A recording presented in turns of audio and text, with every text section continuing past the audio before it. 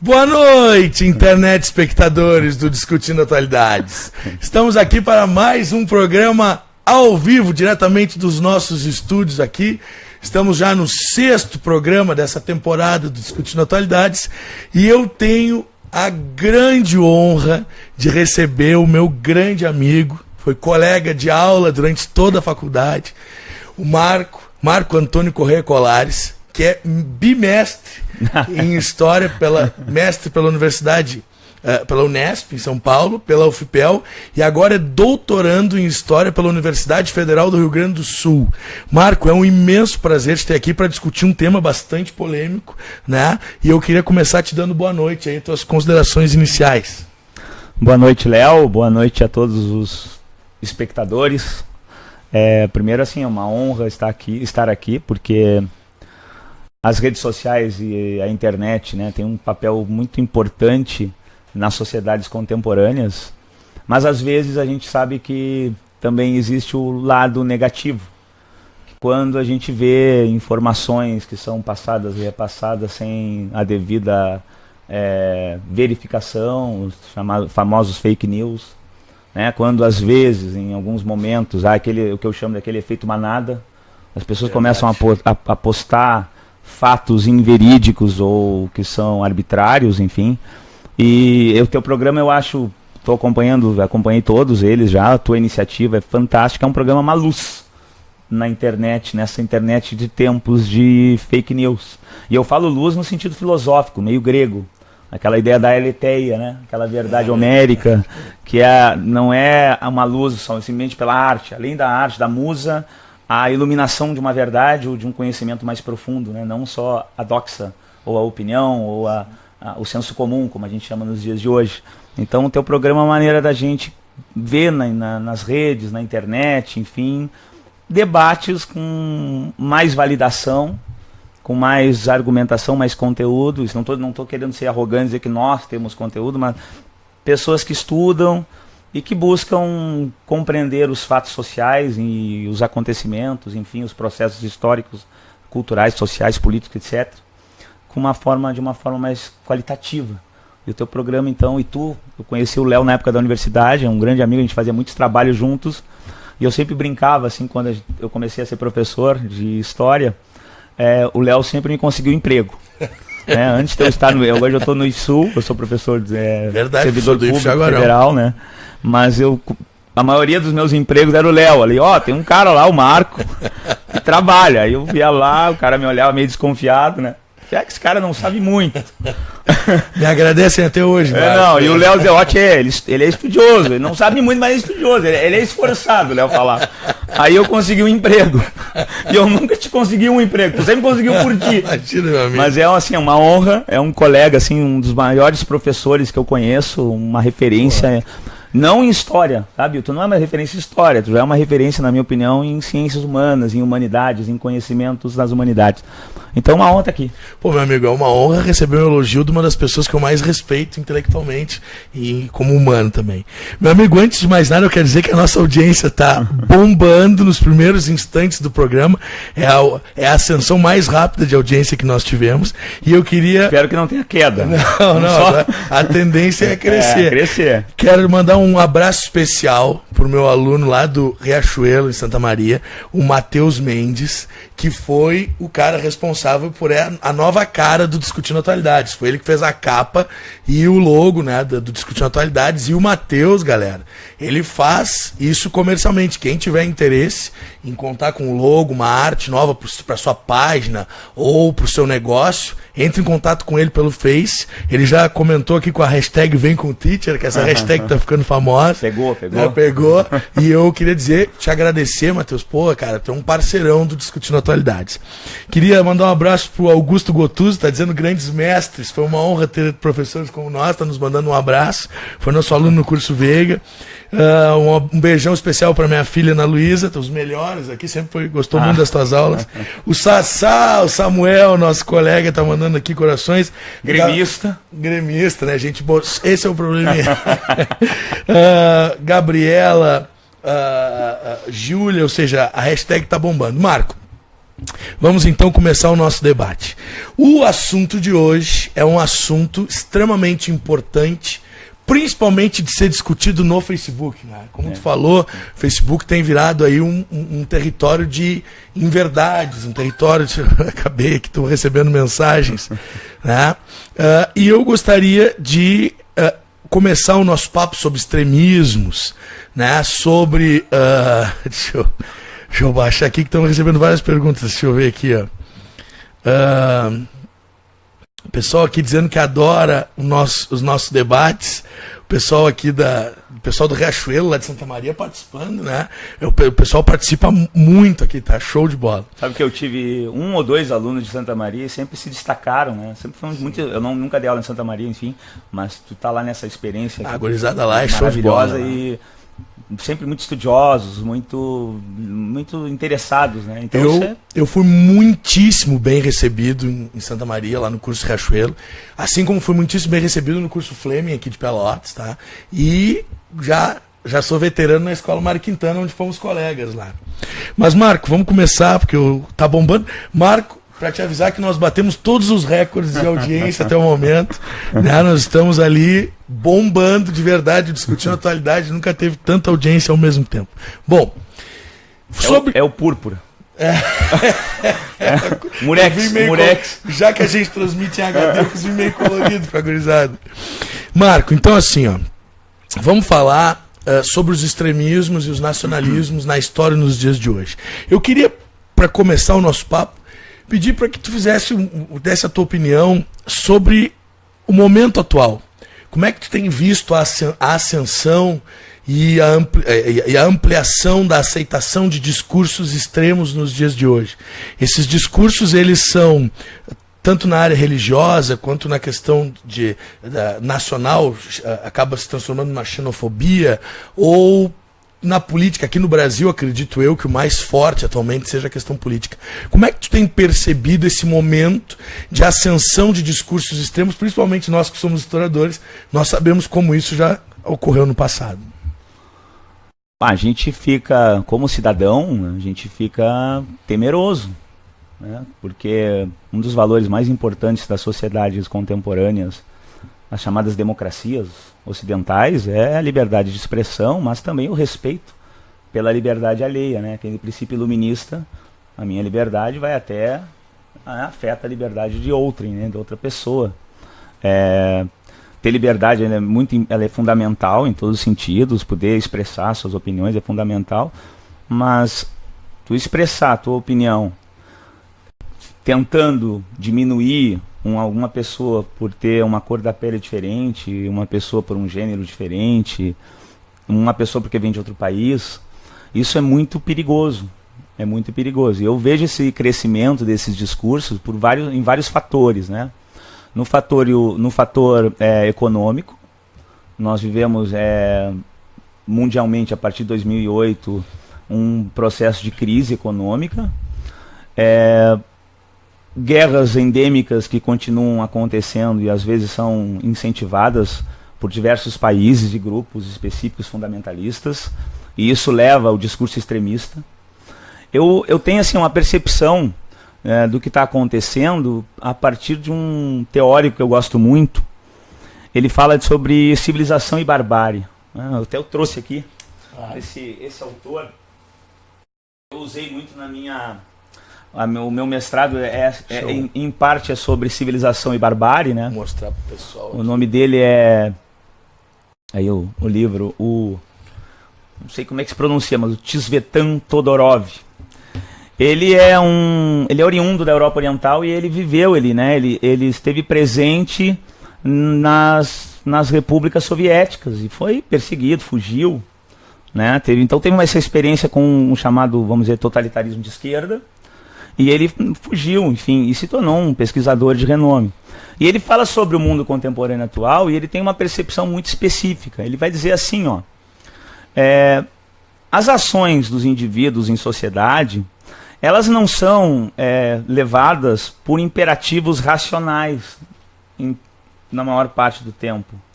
Os sentimentos, as incertezas, elas levam as pessoas, muitas vezes, a tomarem atitudes específicas, e isso faz com que alguns líderes de Estado sejam eleitos para levar uma agenda política específica para atender aquela demanda específica desses sentimentos que as pessoas têm. Então ele vai dizer o seguinte: existem 3 tipos de países, ou 3 tipos de regiões no mundo, de acordo com os sentimentos que as pessoas têm, e que leva com que essas pessoas escolham os políticos que vão guiar, ou as pessoas que vão guiar essa sociedade. Ele vai dizer que tem sociedades que são marcadas pelo que ele chama de apetite. São países em que os indivíduos eles têm um apetite para se integrar no mercado global. São países que tiveram durante muito tempo afastados do mercado global, países como o Brasil, né, país da América Latina, e que não tiveram acesso a tecnologias específicas e foram ter acesso muito tempo depois.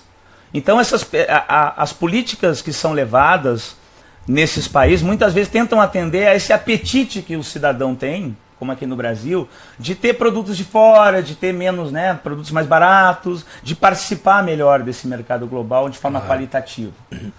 Ele vai dizer que tem países que são levados por sentimentos de ressentimento.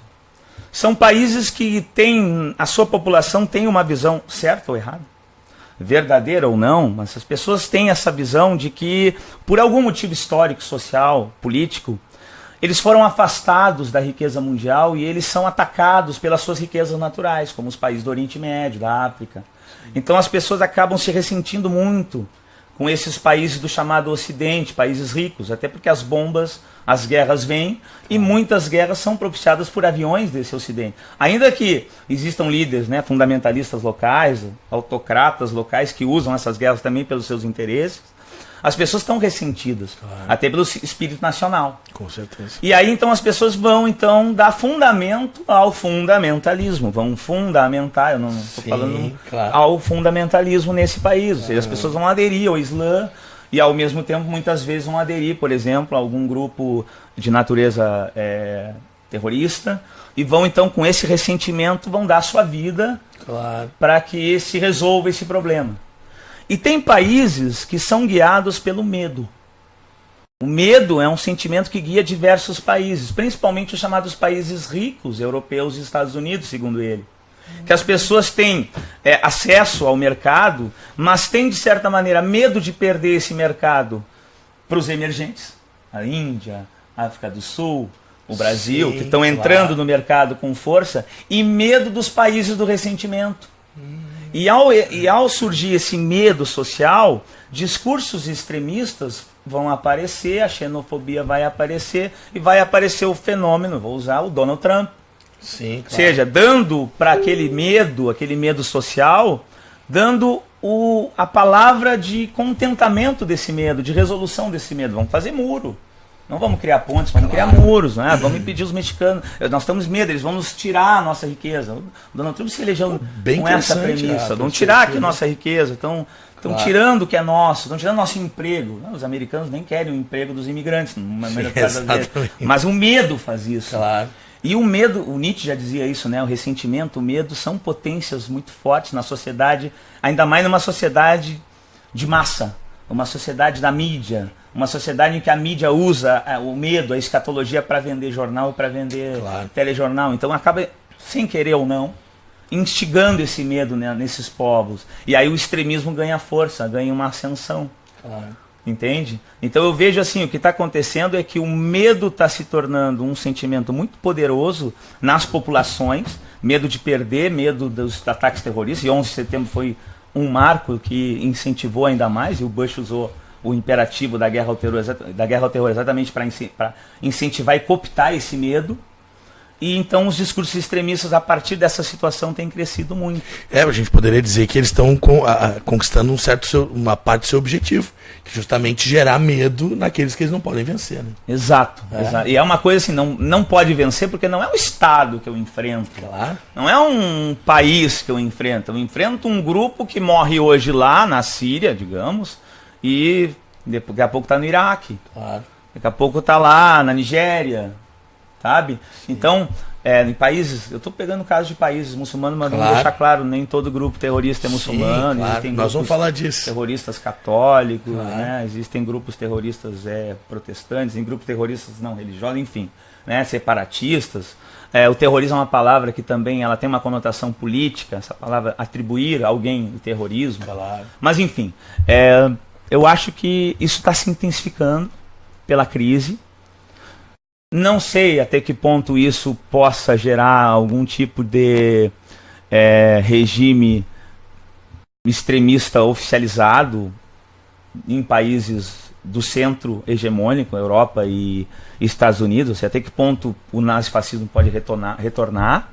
Isso, a gente é historiador, tu sempre diz, não dá para prever o futuro. Claro. Mas a gente tem medo desse mundo do medo, em que as pessoas externam esse medo de forma negativa a ponto de defenderem o extremismo.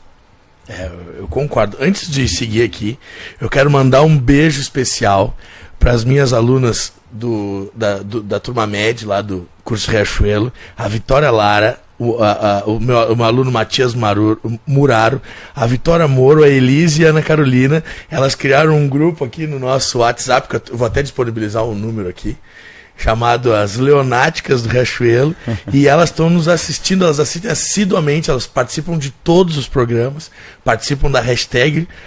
Eu queria mandar um beijo especial para vocês. E a Vitória mandou a seguinte pergunta: gostaria que vocês comentassem sobre a aceitação do Bolsonaro entre o pessoal que tem acesso à educação e de classes mais abastadas, vamos dizer assim. Como é que a gente analisaria o sucesso do discurso do Bolsonaro em grupos mais intelectualmente privilegiados, vamos dizer assim, ou em termos educacionais mais privilegiados, né? Eu só gostaria de iniciar essa questão. Eu achei uma ótima pergunta, né? Verdade. Eu queria começar dizendo que muitos líderes nazistas eram doutores, né? E esses doutores eram recrutados para convencer os menos estudados, vamos dizer assim, a fazer parte do projeto. Ou seja, existe, assim, agradecendo a pergunta... O chefe do Estado-Maior, o Goering, né? Era um erudito, era um... Himmler, o Goebbels era um gênio da propaganda. Então, estudiosos daquilo que eles faziam. Exatamente. Mas a grande questão é que, assim, infelizmente, o nível educacional não está relacionado com o caráter do indivíduo, nem com as suas perspectivas.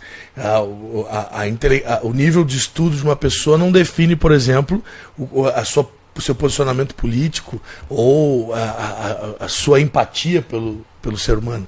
Nós temos grandes intelectuais que apoiaram ditaduras ao longo da história, grandes intelectuais que apoiaram ditaduras de esquerda, ditaduras de direita, que participaram e organizaram. A solução final é do Goering, né? O projeto ideal da solução final, que é o extermínio dos judeus durante a Segunda Guerra Mundial, foi um projeto que partiu de uma das maiores cabeças do nazismo.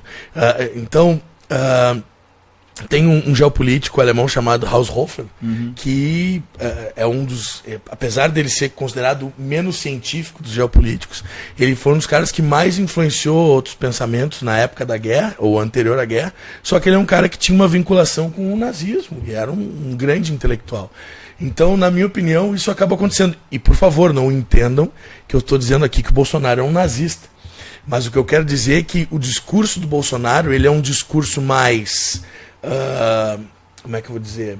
Dos discursos que nós temos na política brasileira hoje, ele é o mais próximo de um discurso extremista. É um discurso que fala contra alguns determinados grupos, contra algumas minorias. Por exemplo, aquele vídeo dele que ficou famoso, que ele está dando uma palestra... Os quilombolas, né? Que fala sociedade judaica. Exato. Então, ali se percebe. Então, não é que ele seja nazista, mas o discurso dele na política brasileira atual é um dos que mais se aproxima disso. Por isso que eu digo, se tem intelectuais que apoiam o Bolsonaro, né, explica-se facilmente por intelectuais terem apoiado algo pior do que o Bolsonaro propaga hoje. Então eu gostaria que tu comentasse isso, mas a minha opinião é essa. Eu vou seguir com a tua linha de pensamento, assim, acho que não tem muito o que te acrescentar, só assim, colocar algumas questões, algumas ponderações. O Theodor Adorno, né, grande filósofo lá da escola de Frankfurt, né? Ele dizia, num famoso livro sobre o campo de concentração polonês mais famoso, né? É difícil falar, parece que a gente está espirrando. Eu parece que estou espirrando. Né? Mas ele dizia que o alto escalão nazista era formado por intelectuais, como tu bem citou, né? E o baixo não. O baixo eram pessoas mais rústicas, até para fazer o serviço da execução. Então ele faz essa colocação, assim, não existe uma relação direta entre conhecimento instrumental, conhecimento propedêutico. Eu sei física, eu sei biologia, eu sou médico, eu sei curar doenças. Não, Mengele, um médico nazista que fazia experimentos. Né? Então, verdade. E, claro, nós sabemos que existem avanços na medicina a partir desses experimentos, mas a gente tem que saber que a questão ética tem que sempre falar alto. O preço foi altíssimo, né? O preço é muito alto. Mas não existe uma relação direta entre conhecimento instrumental e cidadania. Tanto é que a escola de Frankfurt fez aquela separação dos tipos de razão, né? As racionalidades instrumental e crítica. Exatamente. Então a racionalidade instrumental, na época do Entre Guerras, ela estava avançando em todo vapor, com tecnologias fantásticas de destruição também, e também tecnologias industriais. Enquanto a racionalidade crítica, aquela capacidade de dizer, de dar limite, é certo, devemos fazer, não, peraí, vamos... É válido do ponto de vista humano, ela estava num retrocesso. E os intelectuais também estavam seguindo esse movimento. Então eu vejo que nós vivemos num momento em que aconteceu assim, durante esses anos de governo petista, né, independente da gente gostar, desgostar, são opiniões ideológicas e políticas. Você está falando em cima de informações, de leituras. Só deixar claro assim, eu tenho minha posição ideológica, vocês me conhecem no Face, mas aqui eu falo como professor, como pesquisador, como pensador. Nesses 13 anos, veio a rede social aqui no Brasil, com muita força. E, ao mesmo tempo, alguns grupos específicos se sentiram, né, no direito de externar sua voz. Movimento negro, movimento LGBT e tal. Não estou dizendo que é por causa do PT especificamente, mas nesse momento histórico, é um momento mundial de um pouco de voz para esses grupos. E aí parece que houve esse contraponto de alguns grupos, algumas pessoas, que veem isso como decadência moral, às vezes. Assim, LGBT, homem casando com homem, isso é decadência. O Bolsonaro pega um pouco esse pensamento, essa ideia de auge, decadência da civilização a partir de sexualidade, como se existisse isso. A sexualidade ela é muito dinâmica. Né? O homoerotismo é muito antigo. As relações homoeróticas, como se chamava, né? Na verdade, o antigo é a punição, ou acreditar que isso é alguma coisa... Exato. Então, exatamente. Mas as relações são muito antigas. Então, eu acho que ele pega muito por aí, assim, sabe? E eu acho que ele pega muito pelo medo também. Eu vou voltar com essa questão. As pessoas estão com medo da criminalidade. A criminalidade está muito grande no Brasil. As cadeias as prisões são escolas de criminalidade e às vezes sede do PCC e outros grupos muito perigosos. O Estado não sabe resolver isso ou não quer, a corrupção estatal está aí também, né? E, então o medo de perder a sua propriedade, o medo de perder seu carro, o medo de ser roubado, de ser sequestrado, perder sua vida. Então as pessoas ficam com medo e o Bolsonaro traz uma solução simplória. Ela é simplória no sentido que mais cadeia. Não, mas mais cadeia como? Tem dinheiro? Qual cadeia? Uma cadeia que o PCC domina? Uma cadeia que o celular entra e o cara pode então vender droga na cadeia? Exatamente. Qual cadeia? Mais policiais, mais policiais ganhando R$100, R$200, R$500, não sei, né? Salário mínimo. Sim, R$100 foi para exagerar. Sim. O salário mínimo, mais policiais, mas como é que vai preparar essa tropa? Como é que vai ser o armamento, a qualidade, a investigação, que é um problema que o Brasil tem. Claro. O Brasil tem um ethos, uma lógica policial que é muito baseada na ideia de vou dar porrada no preso para ele dizer que é culpado. Às vezes até ele é. Mas a inteligência da nossa polícia, né, o sistema de inteligência não tem investimento. Claro. Porque nós temos toda a cultura da tortura, não só no regime militar, no governo varguista. E essa cultura pega as polícias muitas vezes. E isso atrapalha, muitas vezes, a inteligência, né? Aquilo que os americanos têm, pelo menos a gente vê nos filmes, né? Mais do que nós. Sim, com certeza. Então, essas culturas, então, o Estado falha aí e o cidadão fica com medo. E o Bolsonaro vem com uma coisa simplória, simplista. Mais cadeia, mais polícia, bandido bom, bandido morto. Como se as soluções tivessem em situações, elas fossem simples, elas não são simples. Exatamente. Como é que a sociedade vai querer resolver um problema de criminalidade que é histórico? Existe criminalidade há milênios? Com uma solução simples, uma forma... Não, e se fosse botar na cadeia a solução, o Brasil já teria resolvido isso, porque são quase 1 milhão de presos no Brasil. Ou seja, uma das maiores populações carcerárias do mundo, e não se resolveu. E sabe que eu tenho uma teoria? Na minha opinião, quem menos acredita no discurso do Bolsonaro é ele mesmo. Porque ele fala tanta coisa que ele sabe que ele não vai poder fazer, que é aquilo que tu disse, ele está jogando uma grande quantidade de palavras ao vento. E as pessoas estão comprando essa ideia. É por isso que eu acho que é importante a gente depois dar uma olhada no Hitler, nas ideias do Hitler, que o Hitler tinha umas ideias bem interessantes para as pessoas entenderem um pouco como pensava esse cara, né? Como pensa o extremista. É um exemplo. Tem livros do Stalin, mas os livros do Stalin, por exemplo, são livros mais, vamos dizer, tecnicistas as questões. Ele disfarça um pouco o extremismo dele com a ideologia. Exato, eu acho que fica. E o Hitler não disfarça a ideologia. Não. O Hitler Hitler diz que a missão divina está no Mein Kampf, missão divina é exterminar comunista e judeu. Tá lá, é claro, sabe? Não é uma interpretação, né? Queria mandar um beijo para Stephanie, lá do Anual, no Riachuelo. O pessoal do Riachuelo de Santa Maria bombando aqui. Show de bola. Queria mandar um beijo para minha aluna lá do curso Flame de Pelotas, a Sara. E não esquecendo, desculpa só te atrapalhar, são os alunos dos cursinhos, eu dei aula também em cursinho, né?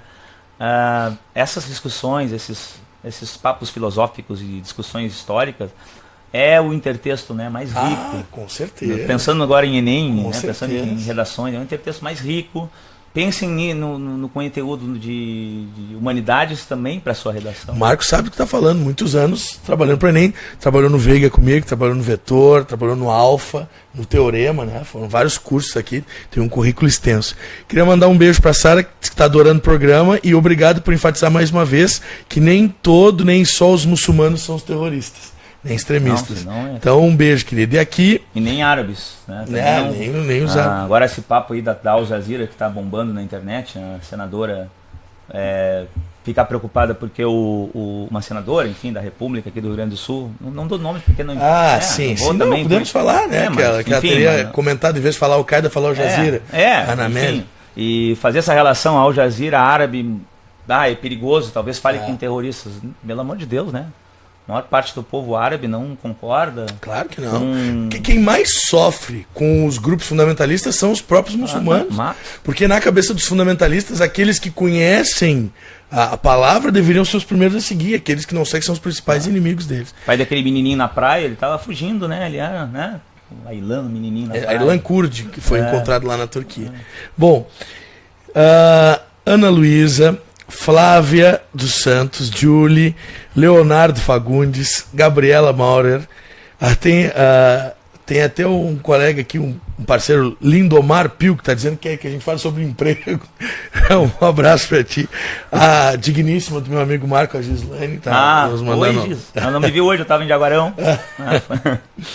Túlio Machado, a Diane, Ana Carolina, é muita gente, a nossa aluna lá do Veiga, a Ingrid, o Roberto Machado, dupla monstra, mandando um abraço aqui, Matheus Ferreira, meu grande amigo, Gregory, o professor lá do Mário Quintana, nosso colega. Fantástico. Então o pessoal está participando aqui. Meu colega do Mundo Nerd, que eu também tenho a minha vibe nerd, né? É verdade. Inclusive tu publica bastante na área, né, Marcos? Também publico sobre quadrinhos, mídias, história. Fala o pessoal que se interessar, onde é que pode encontrar o material para ler sobre? Material meu, depois eu passo... Assim, bota depois na descrição. Eu coloco na descrição, porque são vários sites ou encontros, e são anais às vezes, então... Sim. Por exemplo, tenho obras publicadas ali na Jornada de Histórias em Quadrinhos, que é lá na USP, agora vai ter a quinta, que legal. Também vou publicar. Enfim, nós temos o LIPEN, né, que é ali na UFPEL, ela é um laboratório de mídias, né, a utilização das mídias na história, na cultura da mídia. É uma obra fantástica de um filósofo chamado Douglas Kellner, fala da cultura da mídia, né? O efeito do medo de alguma da cultura da mídia nos Estados Unidos, por exemplo. Sim. Ele fala na época da Guerra do Golfo, o efeito Rambo. Saíram pessoas armadas querendo matar gente lá nos Estados Unidos na época desses filmes. Ou seja, o medo levando as pessoas ao extremismo. Depois tu disponibiliza o link para a gurizada nos comentários aqui, por favor. Bom, as meninas lá do Riachuelo mandam uma pergunta. Gostaria que comentassem sobre a bipolaridade atual no Brasil e de outros países, na qual não existe mais meio termo. O que é esquerda ou o que é direita, né? A pergunta do Matias lá do curso Riachuelo. Bom, Marcos, só para começar, desde a filosofia grega, a antiga, que a filosofia é grega, né? Apesar da existência de outros pensamentos, mas a filosofia que a gente estuda em essência ela é grega. Eles discutem a melhor forma de se viver, o melhor modelo de governo, a felicidade, uma série de questionamentos. E um dos grandes filósofos da humanidade, o Aristóteles, ele questionava, né, que a melhor forma de saber se viveu bem ou não, geralmente a pessoa não saberia, o exemplo dela é que ficaria, ela encontrou seu lugar no mundo, né?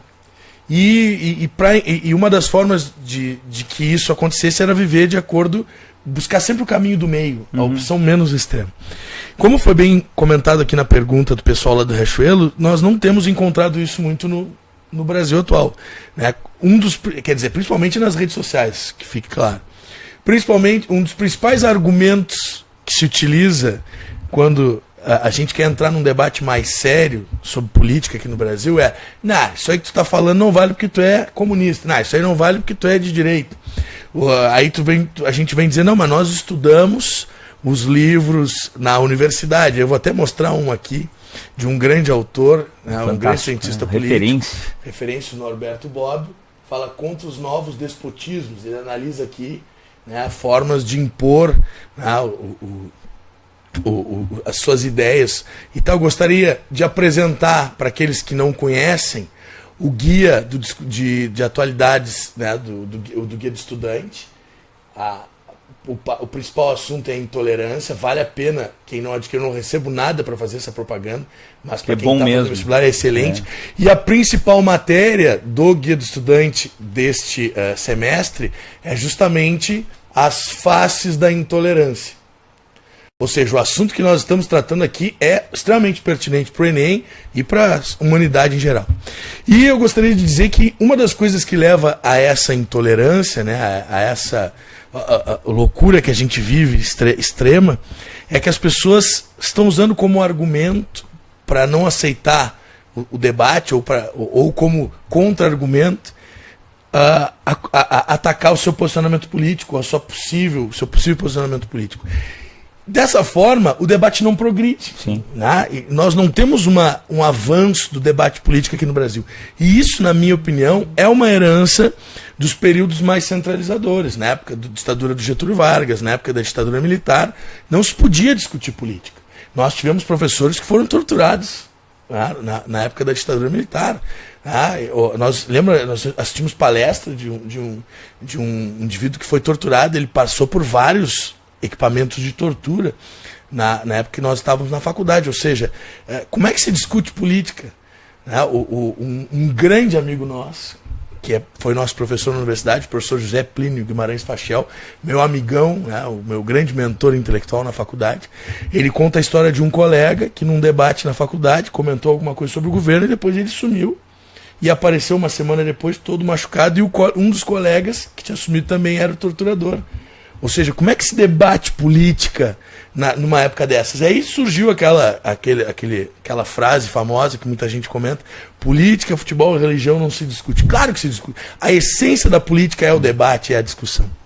Então, na minha concepção, muito dessa bipolaridade é, na verdade, o desconhecimento da própria política, como uma coisa mais aprofundada, como algo mais levado a sério. Não sei se tu compactou dessa opinião. Claro, sem dúvida. Eu penso de forma muito semelhante a ti nesse aspecto, até porque assim, a minha concepção de política ela não é essencialmente o partido. Né? Eu sou muito, nesse ponto, sou muito grego. A minha visão da política é a ação de debate, discussão, deliberação, conhecimento para o bem da polis. No caso, a gente não vive na polis, a gente vive num país, numa nação, num Estado-nação. A minha política se faz dessa forma. Isso aqui, para mim, esse debate de ideias é um ato político de levar leituras para que as pessoas possam perguntar e comentar. É um ato político de alguma forma, melhorar a sociedade com mais conhecimentos ou com mais argumentos, com mais oposições, com respeito à posição. Quando uma pessoa chega para outra e tenta desmerecer a outra pessoa porque ela tem uma ideologia ou porque ela é filiada a um partido, isso é um tipo de falácia. Tu não está ouvindo o conteúdo daquela pessoa e está indo no ad hominem, né? Exato.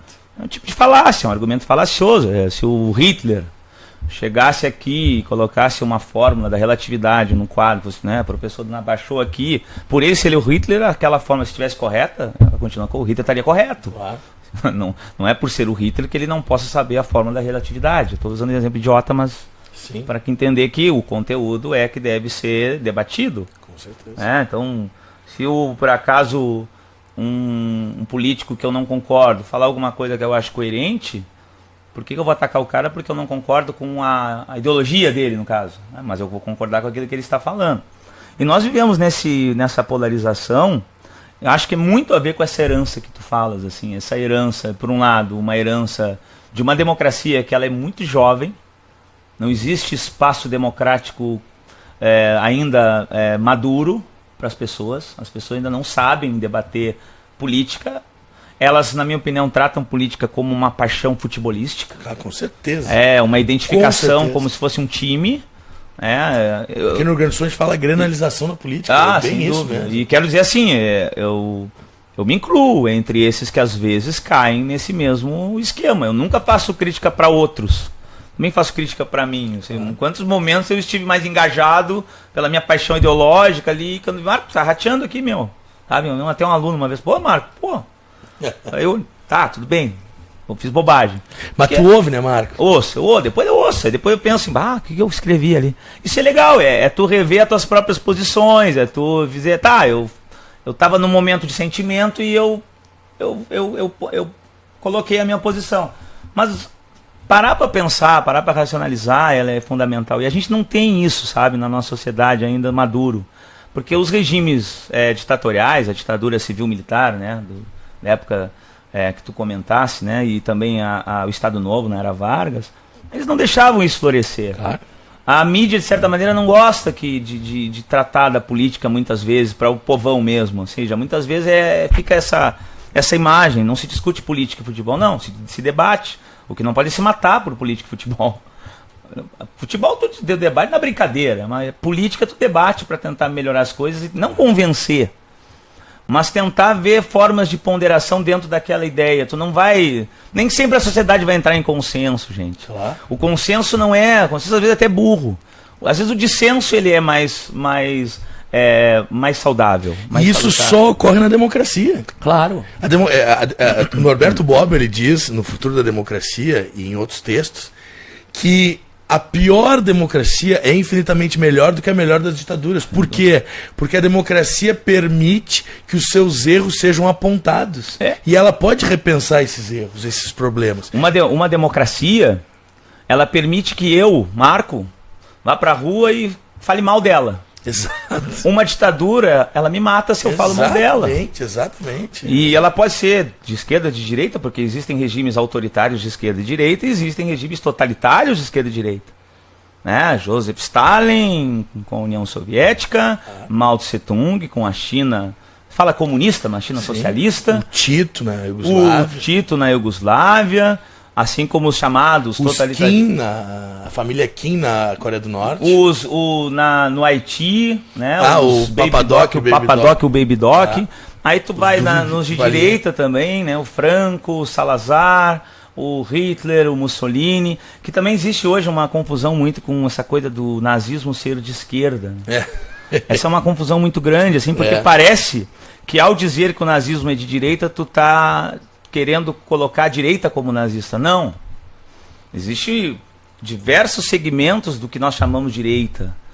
A direita liberal, libertária, que são importantíssimos os conhecimentos que elas trazem para as sociedades.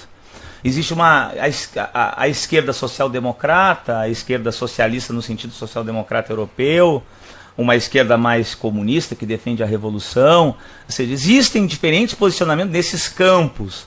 E às vezes se mistura. Às vezes o sujeito tem um pouquinho dos dois, eles misturam, porque ele é um humano, o humano tem essa incoerência de mudar de oposição de acordo com o contexto histórico social. Mussolini era do Partido Socialista Italiano. Partido Socialista, fez parte de jornais socialistas, o pai dele é um socialista famoso, e aí se tornou o grande líder, né, o grande guru, né, do fascismo. Então, Ho Chi Minh era de uma aristocracia lá no Vietnã, se tornou o grande líder do Vietnã do Norte. Marxista. Marxista. Che Guevara era um médico. Então, Fidel era filho de latifundiário. Então, sabe, a gente muda. Então a gente tem que pensar um pouco nesse sentido. Não ficar fixo nessa coisa da direita e esquerda, mas entender que existem esses campos, eles ainda existem. A gente vai aqui para cá, a gente modera, a gente tem um pouquinho dos dois. Tu não precisa, tu pode ser tu pode criticar o Lula e defender as cotas. Tu pode criticar as cotas e defender o Lula. Não há essa relação, sabe? Estou pegando um exemplo. Claro. Direta. Então a gente tem que parar um pouco para pensar nas coisas. Na rede social, assim, quando tu quer... Eu tento fazer isso, não consigo sempre também. Quando tá lá no momento de sentimentos, a flor da pele, tu quer escrever e quer mostrar. Não, acontece que não, peraí, vou ler primeiro. Mas eu não faço isso, eu vou lá e põe, depois... É uma diversão.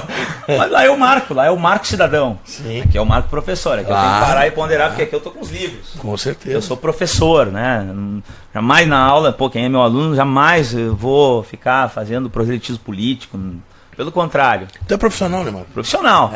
E cidadão também, claro. para que o aluno tenha essa liberdade. Tem um aluno do IFSU chegou para mim, né? Ele disse assim, professor, estamos te chamando de Marco Mito aqui. Legal, Marco Mito, né? Sou mito. Eu espero que eu não seja mítico. Eu quero ser real, é verdadeiro. Eu quero existir. Mas, o que o senhor acha do Bolsomito? Olha, um deputado que tem uma representação dentro do Rio de Janeiro. Tem ideias que eu discordo, eu não tenho posições que ele tem, mas ele está aí, ele faz parte do mundo constitucional brasileiro. Claro.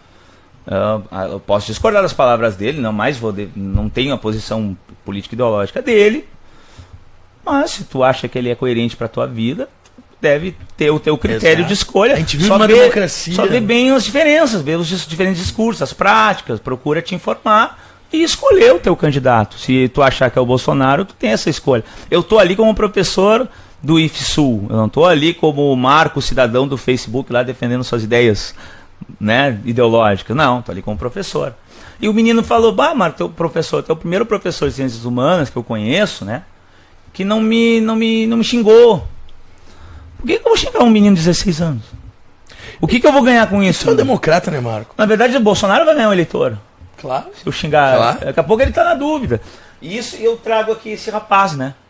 Eu acho que tem que trazer um pouco esse rapaz. Sim. Eu queria trazer pelo seguinte, mostra para eles. Essa eu comprei em banca. Já está vendendo, né? Já pode ser vendido, né? E tem gente que questiona, inclusive. Esse rapaz tem um momento, esse cidadão, né, alemão, né, um líder alemão, etc. No livro aqui, ele vai dizer que quando ele entra no Partido Trabalhista Alemão, ele chegava lá e via que tinha muita gente, proletários, que defendiam os bolcheviques, os marxistas. E ele começou a pensar, eu tenho que conquistar essa gente, né? E o que eles começaram a fazer? Eles começaram a provocar para que os marxistas brigassem com eles. Eles começaram a entrar e começaram a fazer provocações para que os marxistas brigassem com ele. Então eles queriam que... Ele mesmo diz, olha, eles eram idiotas, porque eles caíam na nossa provocação. A gente dizia uma coisa extrema... Estou gritando, né? Não, mas dizia uma coisa extrema, e aí eles iam lá e nos xingavam. E aí o proletário que estava assistindo, aquele operário, estava na dúvida se ele seguia o bolcheviques ou o nacional-socialismo, ou as nossas ideias. Mas eu vou seguir esses caras aí, porque aqueles ali são agressivos. Então o próprio Hitler diz que a melhor tática para angariar adeptos é tu provocar o adversário político para que ele pareça o extremista. E isso foi, e tá lá, tá escrito, gente. Eu não vou lembrar a página, tá marcado, tá escrito. Ele diz com essas letras. E aí eles foram conquistando a classe operária. Ele diz também, vamos usar o vermelho. Mas por que vermelho? A cor dos comunistas. Não, eles gostam do vermelho. A gente precisa pegar as massas. A gente precisa pegar o povão, senão os bolcheviques vão tomar conta. O próprio nome do partido é uma jogada de midiática. Uma jogada muito inteligente. Nacional socialismo. Sabe? E ele diz, não, vamos usar o nacional socialismo, tem que ser vermelho também. A gente quer confundir. O nazismo, a Hannah Arendt vai falar, o nazismo é a arte da confusão. Lembra do Goebbels? Né? Uma mentira se torna verdade quando a gente vai lá e insiste. Sim. Então o regime totalitário, não só o nazismo, mas também o de esquerda, é a arte da enganação, é a arte da provocação. E me parece que os extremistas fazem muito isso. O Trump ganhou muito voto provocando, fazendo meme da Hillary Clinton. O Trump fazia meme da Hillary Clinton. Fazia provocação, uma corrupta, a maior corrupta da história. Botava lá. Falar nisso, ele usa muito as redes sociais, né? Ele usa demais, ele usava os Simpsons. Comenta os próprios ataques, ele comenta. Aí aquele americano médio, porque tu tem o núcleo republicano, o núcleo democrata, o Cássio fala muito isso, né? O professor Cássio, ele não sei se ele está assistindo, mas é um professor. Um grande amigo, já esteve aqui e vai voltar, né? E ele fala muito, então existem esses dois segmentos lá, mas tem aquele cidadão médio que ele vai transitando nos votos, né? Na colégio eleitoral. E aí o Trump ganhou muito esse apelo exatamente para essa brincadeira, para essa provocação. Então a gente não pode cair na provocação, em qualquer que seja ela. Vamos tentar não ser sectário, né? Tentar e ponderar, né? Parar para ponderar. Porque aí vai esvaziar o extremismo. O extremismo se esvazia com a democracia. Com certeza. E ele se fortalece com o medo. Sim. E o Hitler jogou muito bem com isso no Mein Kampf, né? Ele dizia assim, olha, de um lado uma burguesia liberal, capitalista, judaica, que é fraca, que assinou o Tratado de Versalhes, que humilhou a Alemanha, então essa aí não serve. E outro lado, os bolcheviques. Essa não tem como vencer os bolcheviques. Eles querem o poder, então a terceira via somos nós, o nacional-socialismo. Então vamos acabar com essa gente. Esse anticomunismo de um lado e esse antiliberalismo do outro é o que fez o motor do extremismo nazista. Estou usando só o exemplo do extremismo nazista. Claro. Eu podia usar outro exemplo, tá? Assim como o medo do estrangeiro fez a revolução cultural na China comunista, socialista do Mao Tse Tung. Tudo que é estrangeiro é capitalista, tudo que é estrangeiro é burguês. Foi uma forma dele dar uma volta também e botar a juventude que apoiava ele no lugar da velha guarda que queria tirar ele. E olha que interessante, a juventude. É, claro. A maior parte dos candidatos, dos eleitores que defendem muitas vezes as ideias do Jair Bolsonaro são jovens. Com certeza. Sabe, os camisas negras na Itália... juventude. Muito jovens que querem fazer acontecer, quer resolver aquela crise, tá com medo, o pai em casa tá com dificuldade, tá sem emprego. Eu tenho um carrinho de marco alemão, vou comprar uma caixa de fósforo, porque a inflação acabou com a economia alemã. Claro, tá com medo. Aí esse cara, aí ele vai lá e vê aquele sujeito veemente, né? Chamando o povo, e aí entra o nacionalismo exacerbado. A ideia do alemão, o alemão é forte, o alemão é o fraco que fez a crise, é o comunista que tá por trás, é o judeu. E aí aquele jovem se impulsiona, vamos mudar. Aí vem aquele idealismo utópico. E esse idealismo utópico, ele é um idealismo utópico, de certa maneira, romântico. Romântico no sentido da mudança. Mas ele às vezes não vê que essa mudança é também uma mudança com a morte de milhares de pessoas que são os inimigos. Ou ele não vê, ou ele aceita. Ele aceita isso porque ele está com medo. Porque afinal quem morre é o outro. Claro. Então o extremismo joga com isso. E aí ele ganha adeptos. Então, para vocês que são jovens, façam como Aristóteles falou. Moderem. Claro. Moderem no sentido, não tomar posição. Pode tomar posição. Eu sou a favor, digamos, do Enem. Acho que foi uma boa medida. Por exemplo. Tá? Eu tenho um exemplo.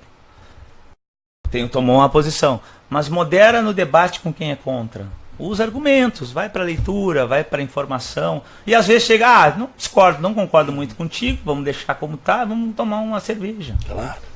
Marco. A minha grande tia Ana tá mandando uma boa noite, dizendo que está gostando minha madrinha, muito do programa. Querida. O professor Rodrigo Duval quer mandar mestre. Um abração para nós, os melhores professores de história que ele já trabalhou lá, do meu amigo, um grande abraço para ti. Um grande abraço, eu tô com saudade de ti, faz tempo que a gente não se vê e vamos lá com o Chavante aí, né? Meu colega no curso Fleming de Pelotas e meu grande coordenador lá na Escola Mário Quintana. E foi uma pessoa que para mim sempre teve momentos de dificuldade que eu tive, né? Foi também meu coordenador na escola, também no curso Vetor. quando ele estava no Vetor, e ele sempre me ajudou, me apoiou, assim, com as minhas dificuldades, as minhas dúvidas, né? Entrando no curso, né? Primeiro ano é sempre difícil. Sim. Né? Então, é uma pessoa muito... É uma grande figura, uma grande pessoa, um grande amigo. Abração, Rodrigo. Queria dizer que as meninas do Riachuelo concordam com a gente, que essa polarização política, porque as pode pessoas discordar do prof, viu? É legal, discorda. Às vezes discorda do Léo. Léo, não. Não, até eu vou concordar contigo para acertar a questão. Mas não, Léo. Para discordar do Léo às vezes. Mesmo que ele seja inteligente, estudioso, dá uma discordada, para ele ficar meio... Batam perna. Queria dizer que ela está concordando com essa questão de que as pessoas fecham, né, se fecham para as opiniões dos outros. Eu queria complementar esse assunto citando novamente o Norberto Bobbio, porque ele, sinceramente, ele é uma grande referência para mim na ciência política. E o Norberto Bobbio faz uma análise muito interessante sobre a direita e a esquerda, né? Ele diz que são dois princípios que são a chave para entender a direita e a esquerda, que é liberdade e igualdade. A direita... Só queria... Claro. Tem esse livro aqui, ó, que é do Magnoli, né? Deixa eu botar Demetrio aqui. Magnoli, que é daquele núcleo da USP, né? Deixa eu mostrar aqui. Que até tem uma visão bastante crítica com o sistema de cotas, por exemplo, geógrafo, e também de uma historiadora, né? Ó, O Mundo em Desordem. E ele fala exatamente isso, a esquerda de liberdade versus... igualdade. Pegando bem essa coisa do Bob que tu vai comentar. Sim, não, e ele tem uma sacada, na minha opinião, que ele diz assim, a direita, ela preza mais pela liberdade individual. E que a esquerda, geralmente no processo histórico, está fora da política, ela luta por mais igualdade para que o direito político seja ampliado e que ela possa entrar no jogo. Né? E aí... esses seriam os lados da direita e da esquerda. No entanto, aqueles que defendem alguns princípios que são considerados de esquerda, e eles acreditam que esses princípios devem ser impostos com violência ou na má, eles caminham para o extremo. E aqueles que acreditam na concepção da direita ou que querem evitar as propostas da esquerda, que acreditam que para fazer isso seja necessária a violência, caminham para o extremo. E o Norberto Bobbio diz que esses extremos eles se afastam tanto da posição inicial que eles se aproximam. Uhum. É a teoria da ferradura política que ele chama. E aí ele vai dizer que um extremo é tão parecido com o outro e tão diferente da ideia original de esquerda e direita que eles são muitas vezes confundidos. Só que o Hitler e o nazismo e o Mussolini e o fascismo, eles foram parceiros das suas burguesias nacionais. Eles perseguiram socialistas e comunistas. E isso faz com que a gente possa classificar eles como de direita, de extrema direita. Quem é liberal, né? Tem gente que confunde a extrema direita com quanto mais liberal, mais extrema direita. Não. Os grandes liberais, os neoliberais, os libertários, eles fazem todos parte de uma direita que defende a liberdade individual. No entanto, muitas vezes para evitar que haja uma ampliação na participação política, que haja uma socialização dos recursos do Estado, há necessidade de que haja uma intervenção com força. E esses que querem evitar que as ideias da esquerda vençam, acabam muitas vezes indo para o lado extremo, e é isso que ele fala. E que do outro lado, para lutar contra a burguesia, que foi o que o Stalin fez na União Soviética, ele se utilizou de métodos, muitas vezes ele perseguia os próprios socialistas. Os expurgos de Moscou. Exato. Os camaradas que estavam no Politburo, que era aquele núcleo do partido, e aí tem uma imagem que todos com um X. Que foram todos mortos. Exato. E, por exemplo, na Guerra Civil Espanhola, os stalinistas perseguiam os socialistas que iam lá, trotskistas, vamos dizer assim, que iam lá para ajudar as chamadas brigadas internacionais. Então, porque o George Orwell fala muito sobre isso, né, nos seus livros. Ele é um grande analista dessa época. Eu quero te mostrar esse livro aqui para vocês. Vou botar ali para o pessoal ver. Só não, que tira da. Ah, tá. Que eu vou. Esse livro é do Oliver Stone. Tô bem no nome do Oliver Stone, que é cineasta, né? Filmes de guerra, críticos, e de um historiador muito reconhecido lá nos Estados Unidos, né? O Peter Kuznick, tá? Que é um historiador, analisa a corrida armamentista nos Estados Unidos, na Guerra Fria e tal, a a bomba atômica, o processo de desarmamento e armamento nuclear. E ele tem uma parte aqui, no livro, que ele está falando História Não Contada dos Estados Unidos, né? Por exemplo. É um livro sobre os Estados Unidos, em que várias empresas americanas, empresas conhecidas até hoje, financiaram e venderam, ganharam somas vultosas de dinheiro com a Alemanha nazista. A GM, a Ford, a IBM. Então tu tem aqui, caso ele vai citando, sabe quem é que o Hitler tinha na estante, no escritório dele? Ele tinha uma frase do Henry Ford. O Henry Ford, que escreveu um livro nos anos 30, a edição alemã do livro O Judeu Internacional de Henry Ford, né, um grande capitalista, um empresário fantástico, contra os judeus, criticando o judaísmo, ou seja, aderiu a essa premissa de ameaça judaica internacional.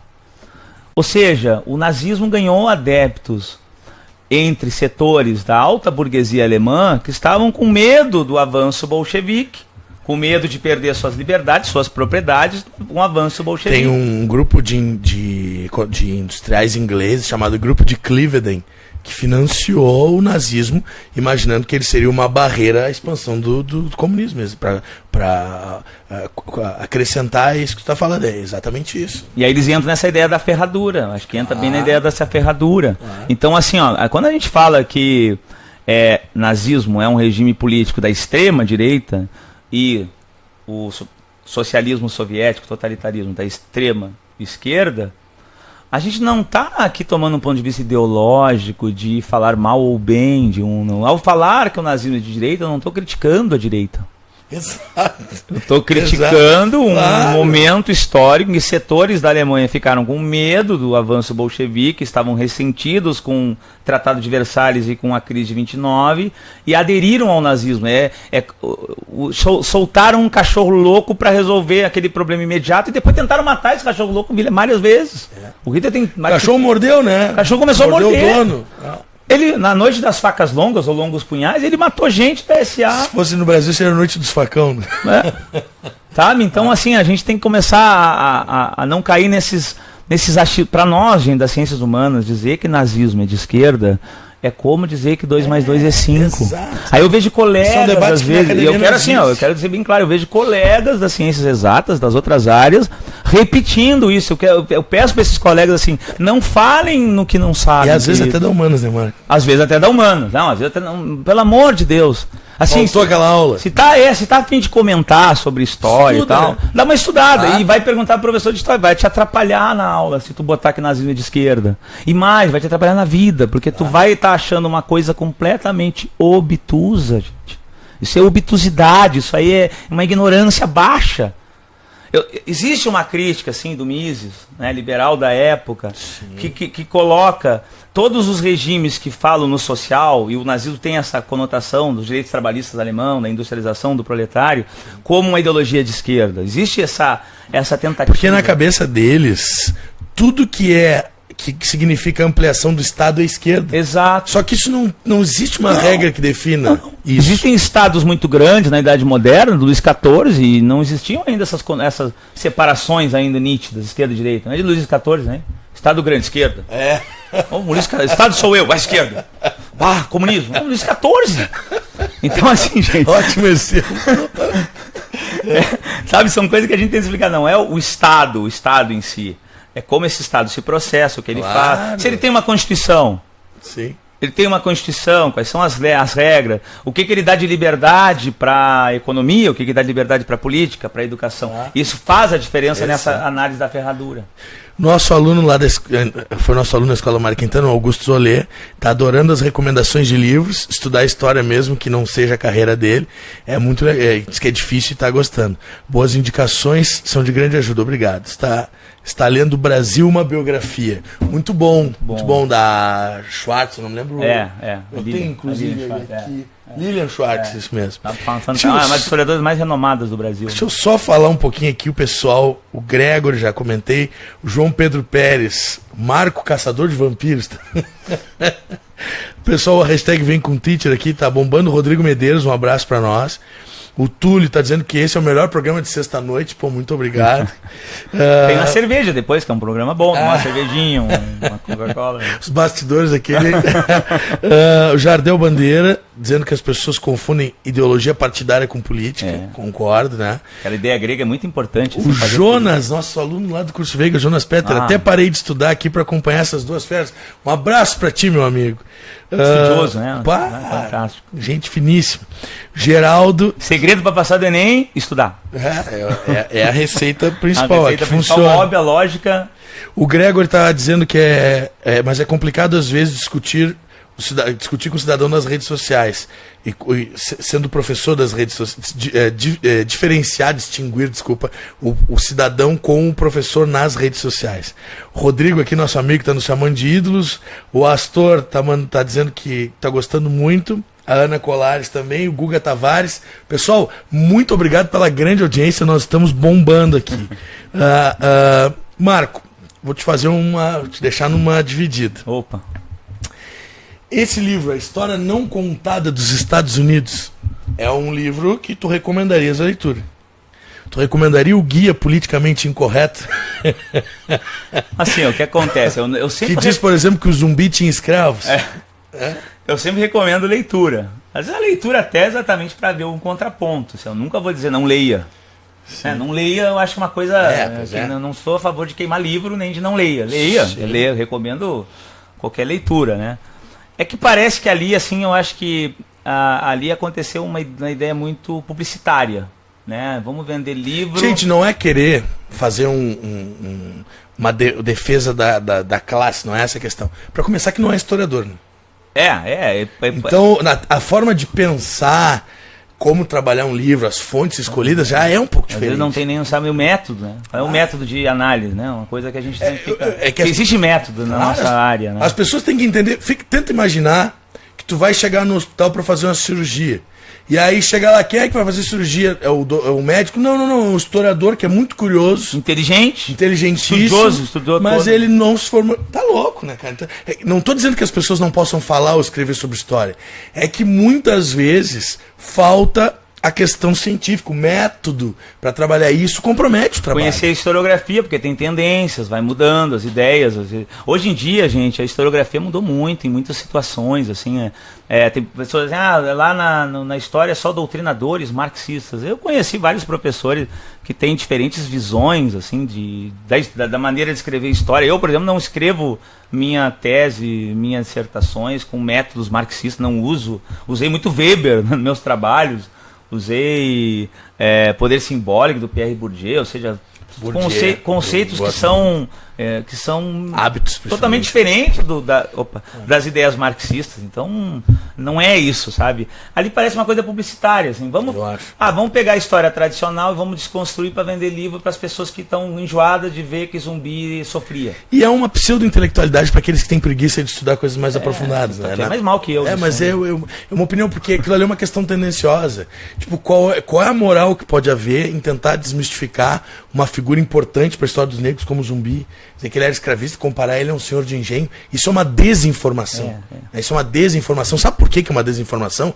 Porque as fontes que tratam sobre o quilombo de Palmares são extremamente escassas para que se aponte uma verdade absoluta sobre o tema. Então, como é que... Né? É forçar a barra demais. E tu sabe que cada vez que eu estou explicando o quilombo de Palmares, cada vez mais os alunos me perguntam: professor, ele tinha escravos, né? Não há comprovação em relação a isso. Mas outra pergunta que eu queria te fazer, Marco. Diante dessa... eu não posso falar de vácuo de poder porque eu não acredito nisso. Acredito que sempre há um poder, independente se ele é mais forte ou mais fraco. Tá? Mas diante desse, vamos botar assim, desse lapso, dessa questão política do Lula estar preso, não é? E de várias pessoas se apresentarem como candidatos e nenhum se destacar muito mais do que os outros, e já te fazendo convite, Nós vamos fazer um programa especial sobre as eleições de 2018. Já te convido para ser um dos debatedores. Agradeço. Queria te fazer uma pergunta no panorama de hoje, em relação às eleições de 2018. Qual seria a tua perspectiva, assim, levando em consideração o nosso assunto de hoje? Será que o discurso extremista, um discurso de o Brasil para os brasileiros, estampar a bandeira do Brasil na capa do seu Facebook, será que isso significa alguma coisa politicamente? Será que para as eleições de 2018, será que nós poderemos ter uma vitória de um político como Jair Bolsonaro? Ou nós podemos ter aí uma figura fora do meio, alguém que surja? Porque exato. Qual a perspectiva que tu tem para as eleições de 2018? Um papo introdutório, porque nós vamos fazer um programa especial sobre isso. A princípio eu acho uma incógnita, acho que os analistas... Tu não te parece 89, cara, assim, em essência, pela a grande possibilidade, muita gente participando? Nesse sentido, sim.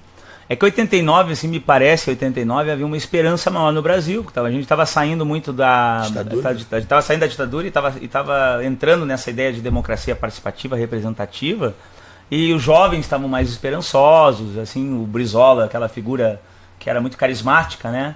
O Lula aparecendo, o próprio Collor com uma figura assim, um jovem, uma coisa de modernidade. O Collor passou uma coisa positiva diante da mídia, claro, para muitas pessoas. Eu não vou fazer jamais juízo de valor, apesar do que aconteceu depois, enfim.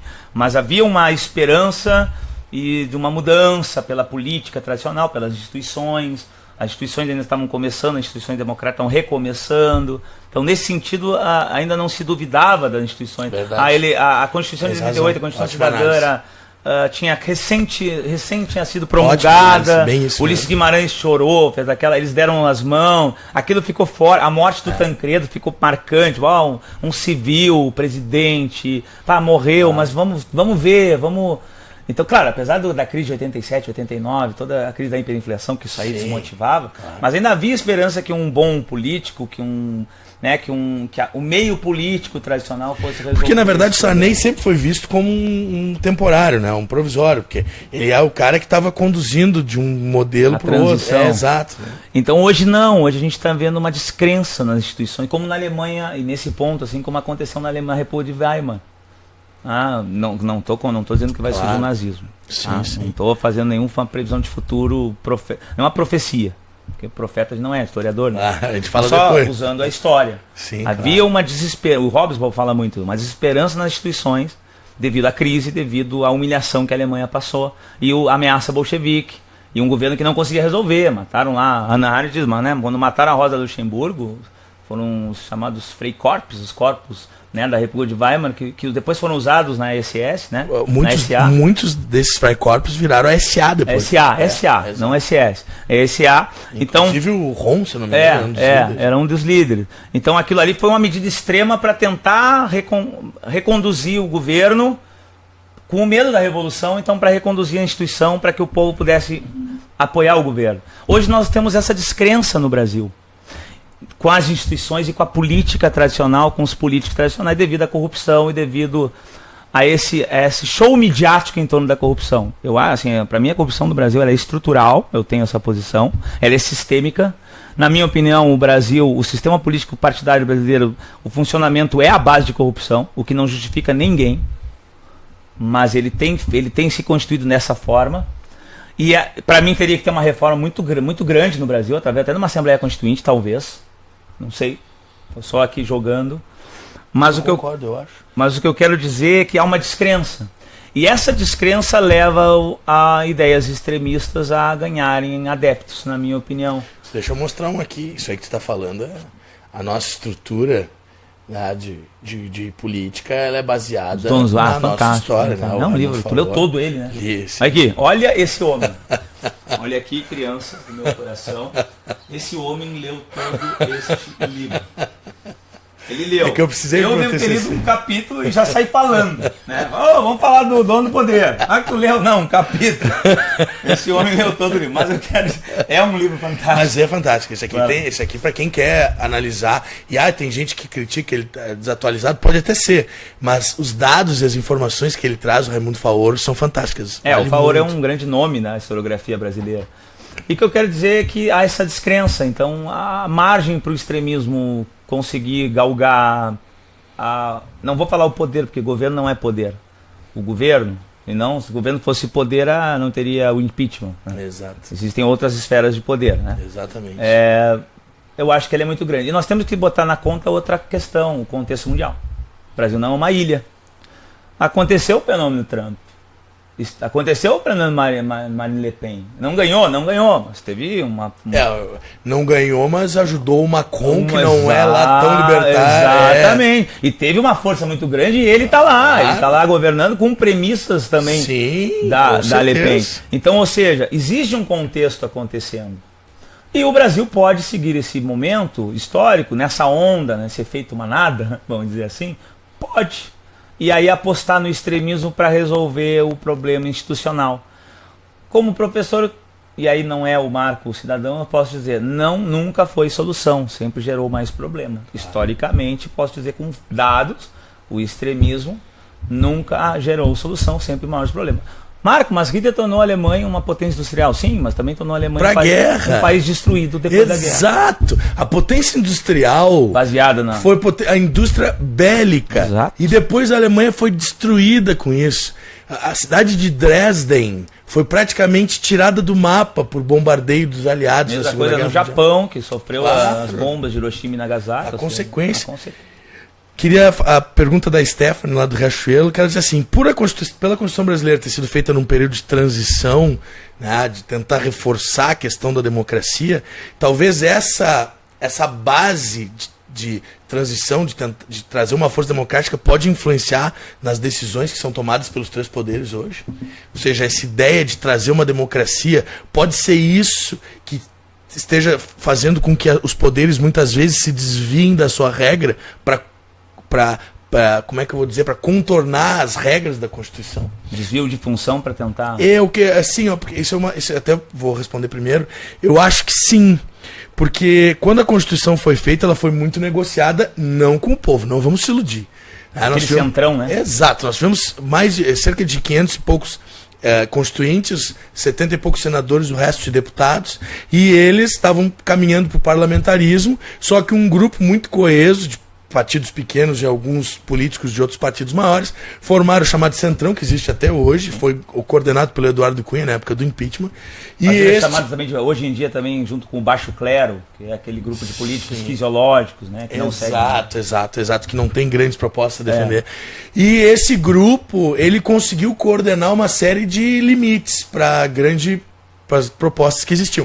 Mas a nossa Constituição ela é bastante interessante, ela tem uma série de vantagens sociais, muito embora às vezes a existência do direito não garanta a sua execução, mas existe. E aí, quando tu tem um período longo de governos mais próximos do popular, porque assim, gente, a gente tem que entender que a gente não está aqui fazendo defesa do PT ou acusação de outros governos, a gente tem que analisar. Existem, segundo um professor de ciência política francês muito famoso chamado Maurice Duverger, existem duas origens para os partidos políticos. O partido parlamentar, que surge da própria política, e o partido que vem do meio sindical. O PT é um partido do meio sindical, então é inegável que o discurso do PT tenha maior aceitação entre os trabalhadores. Ele tem mais o discurso mais voltado para isso. Base, né? Pela base, exato. E quando nós tivemos esse governo, ele dialogou muito. Não vou entrar no mérito aqui se houve ou não houve aparelhamento do Estado, não vou entrar nesse mérito, mas houve um diálogo maior com esse grupo. E aí nós temos uma elite tradicional na história do Brasil que esteve durante toda a história do Brasil, né, se intercalando, às vezes caía uma outra elite a superava ou substituía. E esse grupo encontrou muitas vezes nas instituições criadas e na legislação criada na Constituição algumas barreiras para retornar ao poder. E por isso que alguns... Eu quero que fique claro que não houve explicitamente uma alteração da lei. Havia sim um conhecimento muito grande por parte das articulações feitas da política, do regimento da Câmara dos Deputados, da própria Constituição Federal, que tem brechas.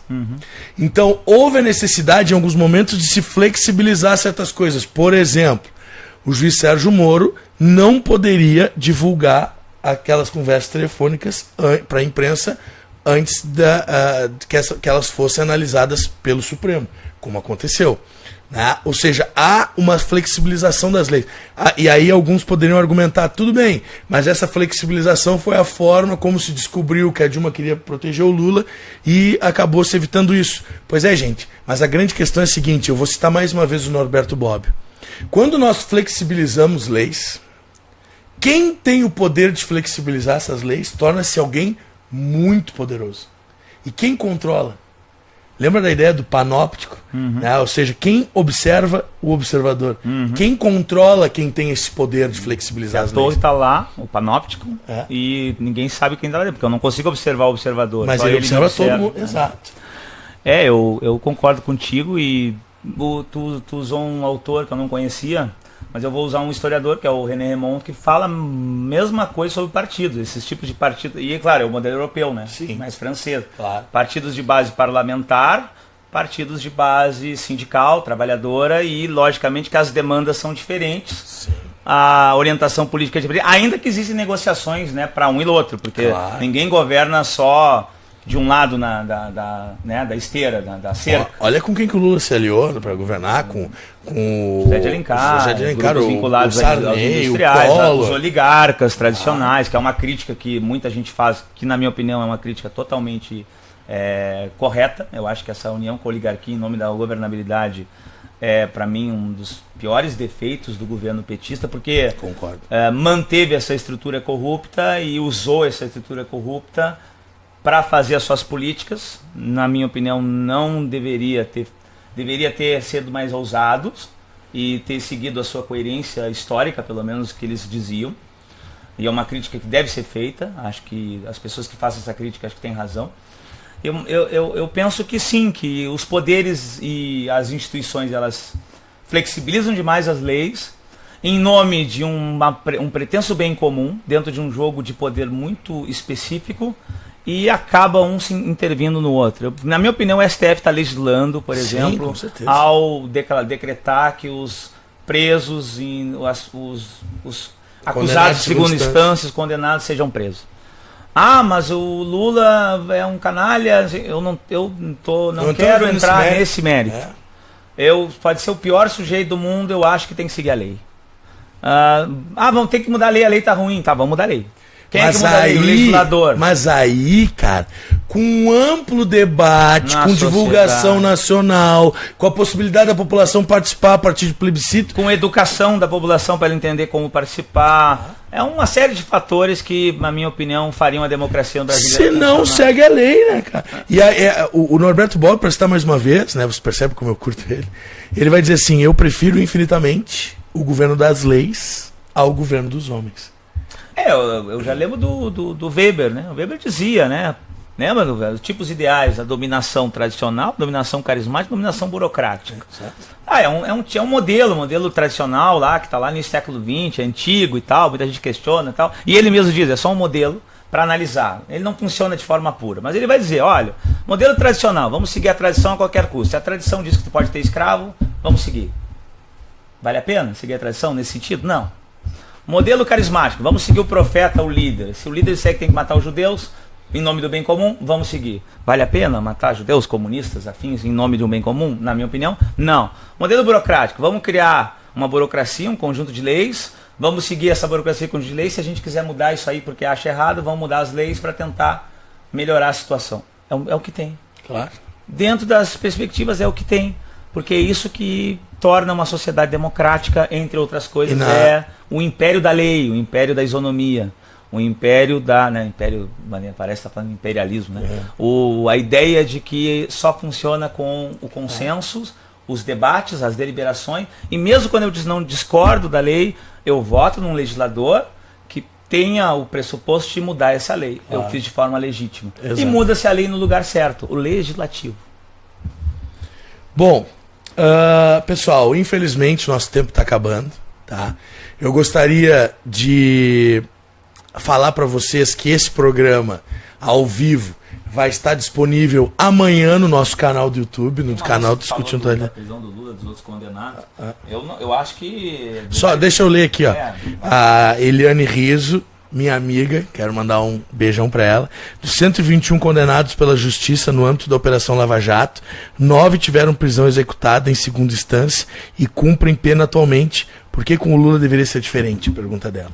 Eu acho que deveria seguir a lei com todos. Assim, é o sensacionalismo. Eu sei que existe essa ideia da corrupção e as pessoas querem ver os corruptos presos. Mas, gente, o sensacionalismo, a escatologia, essa coisa de mediatizar a ponto de tornar isso tudo uma guerra de torcidas, isso não ajuda. A corrupção se mantém assim. Ela se mantém dessa forma. A corrupção, ela usa exatamente a ideia de que está funcionando por um imperativo não legal, pressuposto que é legal. O nazismo fez isso. O nazismo, em nome do bem comum contra a corrupção lá da República de Weimar, eles usavam imperativos que eram totalmente autoritários e quebravam as leis e rompiam com as leis e de forma para fazer um bem maior. Então não é a questão do Lula ser diferente, particularmente eu não vou entrar no mérito do Lula especificamente. Acho que o judiciário não pode legislar. Eu concordo com o Celso de Mello, né, com o Marco Aurélio, né, quando ele falou, a gente está legislando. A gente mudar, a Rosa Weber dizer que é contra a prisão em segunda instância, naquele momento mudar o seu voto porque a maioria assim decidiu, qual é o critério? Que critério é esse? O judiciário não está ali para... Está sendo político, né, cara? O judiciário está ali para defender a Constituição e a cláusula pétrea, gente, sabe? Cláusula pétrea é isso aqui. Cláusula pétrea é isso. Não vamos ficar... Tá lá, e é muito claro. Trânsito julgado, tem que estar todo julgado em todos os trâmites. E aí sim acontecer o processo de prisão. Exatamente. O habeas corpus, o cara tem o cara, no caso do Lula, residência fixa. Nunca foi condenado. Ele tem direito a habeas corpus. É um direito constitucional, pessoas. Quem não gosta de direito de habeas corpus são os ditadores. O AI-5 terminou com o direito de habeas corpus. Então a gente tem que parar de pensar no Lula, não gosto dele, ou o Lula eu acho que ele é corrupto, e pensar na lei, no direito. E para mim o judiciário, eu não sou especialista, mas eu concordo com o ministro do STF, eles estão legislando. Parar de legislar. Não, e aqui, por favor, tá? O programa Discutindo Atualidades, ele é um programa em que quem participa procura se basear em informações, mas também em opinião. Nós somos cidadãos, nós estamos dando a nossa opinião e nós respeitamos a opinião. Daqui a pouco estou errado na minha ideia, talvez seja melhor prender para tentar amenizar. Eu acho que tem que seguir a lei. Eu acho que tem que seguir a Constituição, inclusive. Deixa eu achar aqui. Eu acho que eu não vou conseguir achar. Tá aqui na minha estante, mas eu não estou conseguindo ver. Eu tenho o livro de Direito Constitucional do Alexandre de Moraes, sim, que é um dos ministros do STF, e no livro ele afirma, sem nenhum tipo de interpretação, de margem para interpretação, que as cláusulas pétreas não podem ser alteradas. Então, tipo, ele mesmo contradisse o livro que ele escreveu, porque ali estava explícita que a questão era política. Quando, exatamente como tu disse, o judiciário ele estava legislando, criando uma jurisprudência, né? Eles mesmos falaram que existia um modelo até 2009, depois de 2009 até 2016 um outro modelo, depois de 2016 em diante um outro. 3 vezes legislado. Exato, então é muito complicado analisar isso. Eu concordo com aqueles que acham, e eu sou um desses, que todos os envolvidos nos esquemas de corrupção têm que ir para a cadeia, cara. Independente do partido, da ideologia. Só que eu não posso concordar de forma alguma, e eu não estou dizendo que é exatamente isso que aconteceu no caso do Lula, em todos os casos. Que os outros a gente acaba não vendo, né? Porque foi o que teve mais tendo a mídia. Exato. Né? Que haja qualquer tipo de flexibilização, gente. Isso é muito perigoso. A lei geralmente ela vai ser flexibilizada para quem não faz parte do grupo que tem o poder de flexibilizar e não para os outros. Uma das grandes esperanças que eu tive nesse caso foi justamente agora o que está acontecendo em relação ao Aécio Neves. Pô, está se transparecendo uma ideia de que estão buscando. Vamos ver isso se concretizar, nós vamos falar aqui com certeza. Senador da República eleito tem direito à ampla defesa. Exato. Eu não acho essa coisa de ficar postando, bandido fez tal coisa, com qual, né? Onde é que é a fonte disso aí? Porque tem muito mimimi, claro, por causa da paixão política ou ódio político. Então vamos esperar, daqui a pouco ele pode. A presunção de inocência está lá. Exato. E se ele for inocente? Mas tu acredita que ele é inocente? Gente, eu não tenho informação suficiente. E nem a do Lula. Eu, praticamente, não li. Alguém que está falando aí, que está ouvindo o programa. Leu o processo? Eu, como não li, eu não sei se o Lula realmente fez aquele esquema lá de pegar a propina da OAS e aí deram um favor para ele lá num apartamento lá. Eu não sei. Eu não li, eu não vi quais são, né, os motivos da acusação. Eu estou discutindo outra coisa. Claro. O mérito não é o julgamento se ele é condenado, ele é culpado ou é inocente. É a Constituição. Exatamente, é que quando se pode... É isso que eu estou insistindo nisso, porque é importante. Quando se flexibiliza a lei, quem flexibiliza, vou repetir, fica com um poder muito grande. A lei tem que ser aplicada exatamente para todo mundo. Ainda mais quando é Petra. Exato, cláusula Petra, por favor.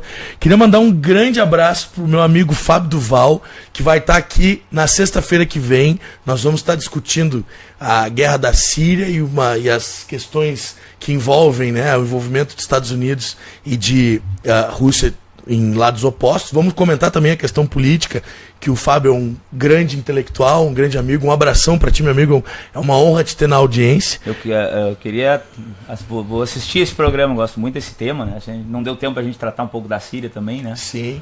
Queria mandar um abração para Eliane Rizzo, que é minha amigona, e respeito totalmente a tua opinião política. E agradeço também a tua audiência, tá? Queria mandar um abração pro Fábio, né, o esposo dela, que é um amigão meu também. Recentemente concluiu o doutorado. Não, lá. E acho que a intervenção dela foi muito boa. Muito, assim, foi importantíssimo, porque abriu espaço não pro deveria debate. valer só para um. Acho que é um questionamento válido. Porque tem tanta gente sendo, daqui a pouco está sendo presa aí ilegalmente, a gente não fala nada. Sim. A gente...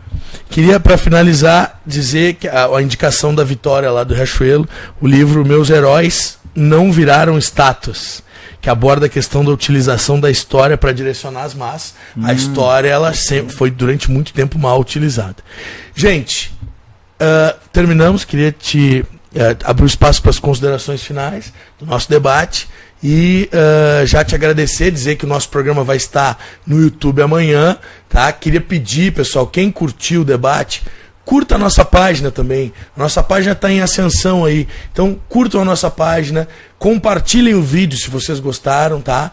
Deem o joinha lá, o likezinho, o coraçãozinho, que você, se não gostou, bota aquela carinha brava. Carinha feia. Mas participa aí, tá? E te deixar então com as considerações finais. Eu agradeço, assim, todos vocês que estão aí ouvindo as ponderações, assim, muito legais, muito... Tô vendo aqui, né, bastante pontuais e bastante interessantes, e acho que é muito o programa, o público demonstra muito a qualidade do programa. Exato. Se o programa ele instiga o saber, o público também vai instigar, então vocês estão de parabéns. Não há necessidade de concordar com tudo que a gente falou, a gente só deu algumas ponderações baseadas nas nossas leituras. Uma coisa importante, assim, o historiador ele não se vê como imparcial. Não há a ideia de imparcialidade, que é a ideia de busca de analisar o fato histórico, o acontecimento histórico, o processo histórico a partir de fontes e interpretá-las. Claro. A gente não tem aquela pretensão de alguns jornalistas da grande mídia de nós somos imparciais e dizemos uma verdade absoluta. Não existe esse pensamento no historiador. Tivemos bons professores. O legal da história é o questionamento, é questionar. A gente questiona muito. Eu estou falando para o Léo que eu estou fazendo uma cadeira lá na URI que está se questionando muito a ideia do modelo de antigo regime absolutista em Portugal no século XV. Então hoje já existe uma outra visão de alguns... Ou seja, a história é isso, é questionar as suas próprias certezas, porque o conhecimento ele é por algum tempo, depois ele é transformado. Então a gente também pode ser questionado, daqui a pouco estamos errados, falamos também como cidadãos, mas procuramos sempre tentar validar nosso argumento, né? Eu valido sempre meu argumento, tendo na minha leitura e nas minhas ideias de mundo, de Brasil, né? A minha ideia de mundo de Brasil é que a Constituição é uma coisa muito importante. Sem uma Constituição, não existe, na minha opinião, democracia. Obviamente que é importante para a democracia o conteúdo da Constituição. Com certeza. Não adianta uma Constituição, uma polaca, né? Uma Constituição autoritária, né? Então tem que ter um conteúdo, para mim, cidadão, que busque liberdades individuais. Acho que é um ponto falou da direita da liberdade, o liberalismo é muito importante na minha vida, nesse sentido, a liberdade individual, do indivíduo ir e vir. A igualdade social no sentido de dar oportunidade, para mim é a ideia a base de todo mundo ter direito à educação, saúde, para que possa a sua potencialidade possa variar. Essa é a minha ideologia, né? Então a gente busca isso, né? Com todos os nossos defeitos, a gente busca isso. Concordo plenamente. E quero vir mais vezes, me convida. É parceiro discutindo atualidades, meu amigo. Vai estar aqui no debate das eleições e em vários outros. E tu sabe que o Discutindo Atualidades está aberto. Se tu quiser trazer algum tema pra gente debater. Por exemplo, o Rodrigo Duque Estrada, que esteve aqui no outro programa, ele vai estrear aqui, eles estão concluindo um curta-metragem que discute a questão da escola sem partido. Ótimo. Vai, se tu tiver um projeto lá do IFE, o Discutindo Atualidade está aberto e tu é o nosso parceiro. Se quiser publicar um texto no Discutindo Atualidade, assim como o William, queria mandar um abração pro William Kellerman, nosso parceirão, tá sempre junto e vai voltar aqui para participar dos debates, sempre aqui com a gente no Discutindo Atualidade. Muito bom o debate que travou com os dois, o William e o Rodrigo Duque Estrada. Muito bom. E assim, é um programa que tenho certeza que vai chegar a 10, 20 mil espectadores. Vai chegar, porque a qualidade é muito boa no sentido da tua proposta. É um programa solto, leve, em que o público faz muita diferença, né? E a qualidade desse público que está assistindo. Público fiel, hoje batemos todos os recordes de audiência. Um abração pro Roberto, que falou que talvez o judiciário esteja legislando por necessidade, que o legislativo às vezes é protegido demais, na opinião dele. Uma boa consideração, até pela corrupção do legislativo. Claro. É uma contribuição boa, pertinente. O William, então, tá dizendo que conseguiu assistir. A Eliane tá dando parabéns pelo programa, que vai continuar seguindo. E é um prazer ter vocês como parceiros aqui, nossos internet espectadores. Você sabe que eu tenho um carinho muito especial por vocês. Galera, Marco, foi uma grande honra te ter aqui, cara. Tu sabe que tu é um dos meus melhores amigos. Quero mandar um abração pro meu irmão também, Diego Munhoz, que tá dizendo que gostou do programa aqui. Tá aí, eu quero dizer também que eu não vou ler todo aquele livro, que é muito grande. Vale. Esses livros que ele lia todo. Uma vez ele apresentou o Dante em italiano em aula. Eu fiquei indignado, primeiro que eu não sabia italiano, segundo que eu li o Dante na época em prosa. E ele estava em verso. Eu falei, cara, é por isso que ele tem sucesso no que ele faz, né? E ele é um grande guia, assim, é uma das pessoas que referência que eu tenho, assim, para mim como colega. E outras pessoas também, mas o Léo é uma da grande referência, porque sempre foi muito estudioso, muito interessado, e isso é muito importante para um professor, né? É muito importante estudar. Muito obrigado. A gente tá sempre, vocês serão médicos, arquitetos, né, os vestibulandos e tal, vocês vão ter que sempre estudar, não é? Depois vou largar tudo. Estudar é importante. Estudar sempre. Meu amigo, muito obrigado pelas palavras. Sabe que eu te respeito, é um dos maiores, dos intelectuais que eu mais respeito, né? Admiro muito. Queria te agradecer, dizer então que o Discutindo Atualidades está aberto sempre, né? Para ti. Dizer pro meu amigo Fábio Duval, então, sexta-feira que vem somos nós. Galera, muito obrigado pela audiência, muito obrigado pelos recordes que foram batidos hoje. E espero vocês na semana que vem, às 8h30, voltamos ao horário original, neste mesmo canal. Um beijão, até a próxima. Tchau.